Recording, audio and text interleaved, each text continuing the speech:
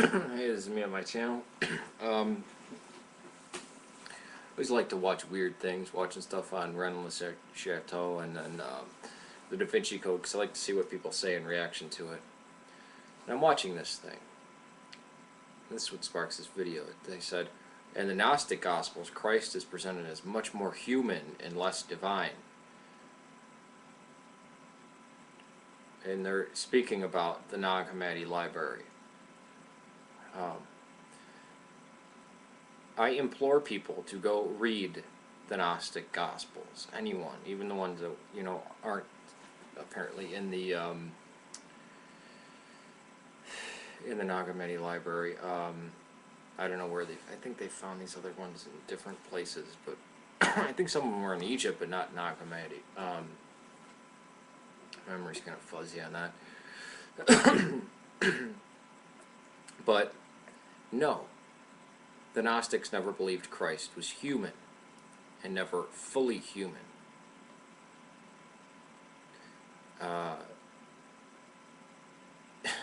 It was pretty much unanimously the Orthodox Church that saw Christ's humanity. Christ was human, fully human and fully God, hypostatic union. You say, oh, what about the Ebionites? Well, show me an Ebionite work.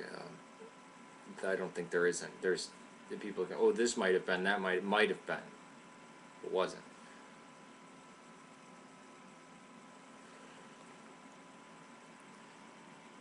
And especially the Gospel of Mark, he's extremely human. In many of the Gospels, he's too human for people. This is not the Christ that, walks beside people on the sand without leaving footprints, or is an apparition, or just appeared. He just appeared to be there, but he wasn't. He just appeared. Marcion's Christ is similar to the Gnostic Christ. It's Docetists. It's Docetic. This was a view in the church. Many Christians say, no, he didn't exist in flesh and blood. He only appeared to because he was fully God. This led to a number of heresies. The only people that can be said to have said Christ was well, actually, not even the Arians. This didn't relate to his humanity. It's where his divinity came from. It wasn't that he was more human than the Orthodox Christ, but what about his deity? Was he full deity? Was he the same as the Father? Was he consubstantial? Was he from the same substance? Homoousia?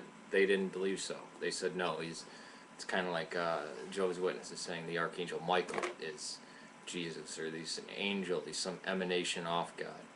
And this emanations, this is very Gnostic view of these different emanations coming off from God, and getting down to one that's so stupid, so ignorant, that he created the world, the demiurge, the false God. So the one that created the world, I know there's a lot of accusations about them having sex and things like this. They were drunkards, they were involved in a lot of sex, maybe some of them, but most of them were probably hardcore ascetics. And actually most of them were. They were hardcore ascetics. They didn't like sex. They didn't like procreation. That's one of the charges that the Gnostics use against the Orthodox, is that we're procreators. We cling to the physical world too much. This is their condemnation of us. Now there are people, oh, I'm Gnostic, so I, and they try to have this hippie version of it. No. The hippies started in 1960. They weren't before that. The Gnostics could be seen similar to the Jains, who are hardcore ascetics. Actually, the Buddha, the first Buddha, Siddhartha, is probably a member of the Jains, a group of ascetic monks that kind of broke away from Hinduism.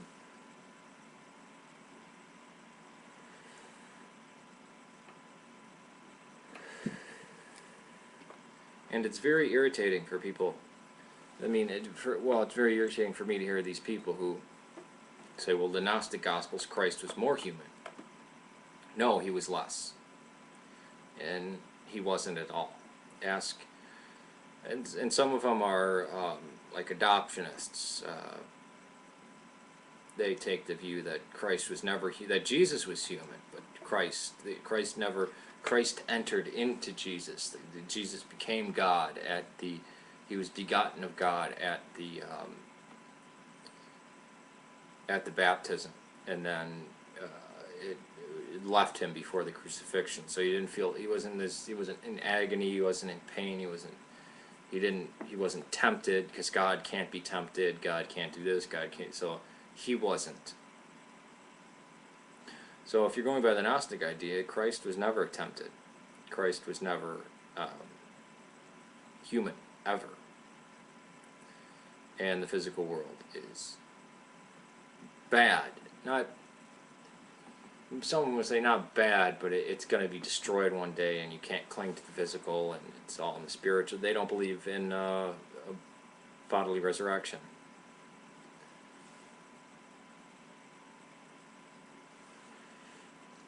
It's too Jewish. In fact, they say that the serpent in the Garden of Eden was the light bringer.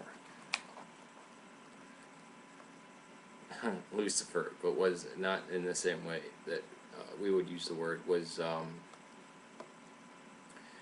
the one that brought the true light, because the demiurge did basically trapped souls in this carnal tomb, in this meat body. And many groups have picked up on Gnostic, and basically kind of like the Gnostic ideas, without even reading any of the Gnostic material. I think Scientology is very Gnostic in its view. Look at their views towards sex. The Hindus were very, I mean, you could call them Gnostic. I'm trying to think of other groups. Pretty much a lot of these heresies that come away from Christianity wind up turning into something looking like Gnosticism.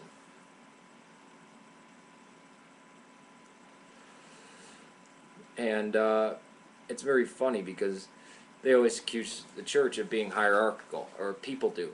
I don't know if the Gnostics do. But the Christ of Orthodoxy, the Christ of the ancient church, the ancient Catholic church, because we're talking about ancient Catholicism, not Roman, Western, modern, Latin Catholicism. I don't mean that. I mean it in its base form, in its original form, which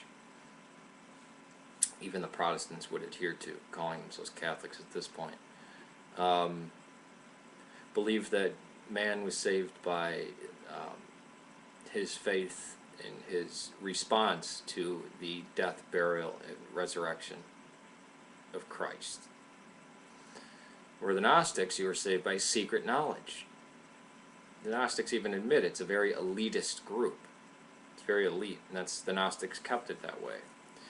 I can't think of any women who are Gnostics, or talked about as being Gnostics. Now, there's a purported Gospel of Mary Magdalene, which even the Gnostics, Mary Magdalene didn't write it. And I don't even know if that's the title. I think that's what we call it. I'm not sure if that it was actually the title in that time, or if that's what we call it just from the pieces that we find. And most of what they try to glean about Mary Magdalene is from the Gospel of Philip, I believe.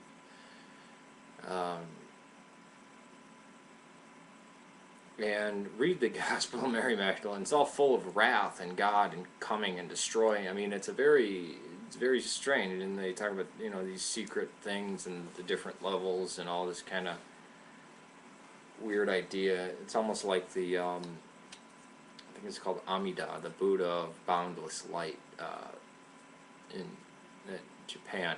It's all very strange, but yeah, Christ was more human, portrayed as much being more human than in the Gnostic Gospels than in the canonical ones. Really? Where? There's a Gnostic apocalypse that has the Christ laughing at the man on the cross, saying, how do they think they could crucify Christ? He laughs at the physical world. He mocks it. This is something that you'll find throughout the Gnostic scriptures. And who is Gnostic today? That's very strange. I guess maybe by reading them, some person could figure it out or whatever, but these secrets have not been passed down. We just have bits and pieces of their writing. It's kind of like construct the Roman Catholic Church out of the four Gospels. Construct what they believe. If everything is destroyed, we have no archaeology, we have nothing like that. Take the four Gospels that are they're not complete. Basically, the beginnings of them and the ends of them are kind of sheared off, or only part of it exists, and then reconstruct the Roman Catholic Church with that. You wouldn't be able to. So how arrogant are we that we find broken pieces of these things? I mean, rotted away, many of them destroyed, and people thought they were gold because the papyrus would float up in the wind and then blow away, and they originally thought it was gold. It was used to start fires with. Actually, I think the mother of one of the men that found this actually tore off a bunch of pieces of papyrus and used it to start a fire. Then take those ripped up pieces of the four Gospels and rebuild Roman Catholicism or Eastern Orthodoxy or Calvinism or anything like that. You wouldn't be able to. The Gnostics clung heavily to the teachings of Paul. So heavily that they wouldn't listen to anybody else. Oh, they were against Paul. No, they weren't. There was no Gnostic group that was ever against Paul. That's where they get, their misinterpretation of Paul is where they get everything from, of them idolizing him. Basically, he's the only one they can tell you about Christ. That's one of the views. That's not orthodox. That's not what the ancient church taught. These people were always outside of the church. Some in the church. No, they were never in. There was no dispute. They didn't get thrown out at Nicaea. They were kicked out. Now, yeah, it's slow to come to kick people out of the church. That's true. But it happened in mid-2nd century that there was official cutting off of many big Gnostics that had these followings, and they finally said, "That's it, you're out." When they heard what they said, "You're out." Just like Marcion, you're out. Get away. There didn't have to be any debate or council. No, we know that's not what's taught. So go away. By the mid-2nd century, all these people were, the earliest writings that we have about these people, they're kicked out.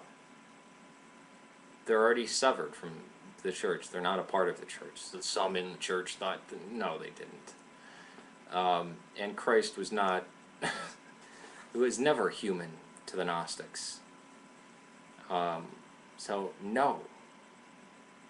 No. This is ridiculous. People should actually, and I think it's sheer propaganda, because these people talking seem as if they have actually read the Gnostic Gospels. So they know that they're lying. If you think this is me just making this up or anything, please go read about the Gnostics. Go find out what they believed. And you know what? Actually, don't listen to people, because then it's just another opinion against mine. Go read the Gnostic Gospels for yourself. Read the letters of Paul.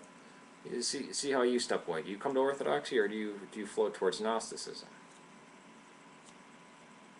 Read the early accounts of the Gnostics from the Orthodox point of view. See what they were, why we were against them. Oh, because we hated women?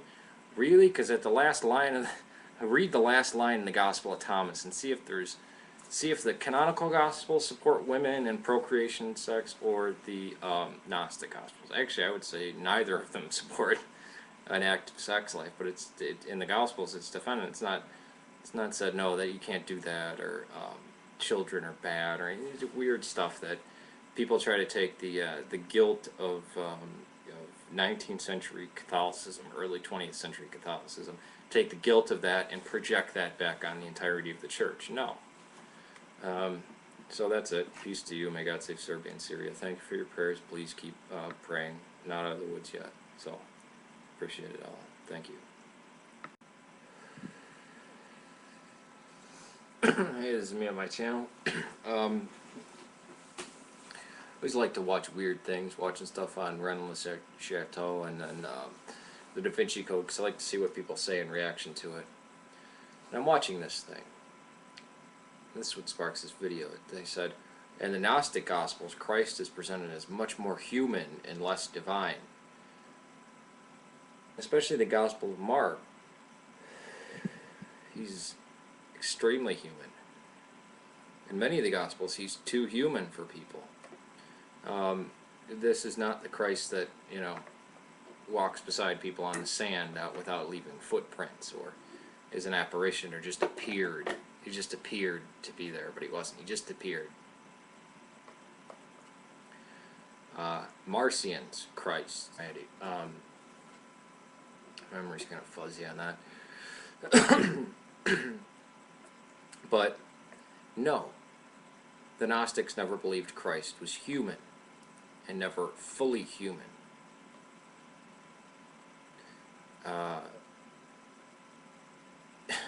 It was pretty much unanimously the Orthodox Church that saw Christ's humanity. Christ was human, fully human and fully God, hypostatic union. You say, oh, what about the Ebionites? Well, show me an Ebionite work. I don't think there isn't. There's the people go, oh, this might have been, that might have been. It wasn't.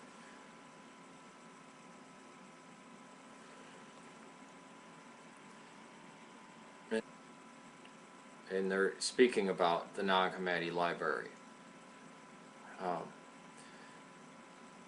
I implore people to go read the Gnostic Gospels. Anyone, even the ones that, you know, aren't apparently in the Nag Hammadi library. I don't know where I think they found these other ones in different places, but I think some of them were in Egypt, but not Nag Hammadi.